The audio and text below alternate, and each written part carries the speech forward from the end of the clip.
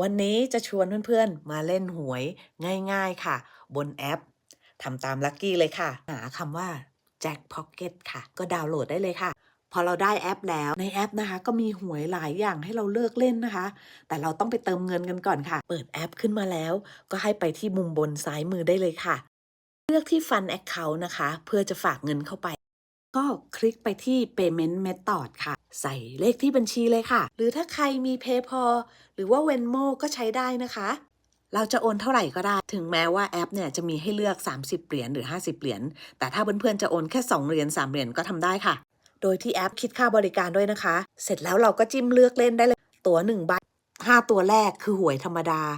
ส่วนอีกตัวหนึ่งนะคะเป็นแจ็คพอตค่ะ ถ้าเราถูกแจ็คพอตก็หมายความว่าเราจะได้56ล้านค่ะ ก็กดไปที่เช็คเอาท์ค่ะ ใบราคา2เหรียญรวมกับเราซื้อแจ็คพอตด้วย1เหรียญเป็น3เหรียญพอดีเฮ้ง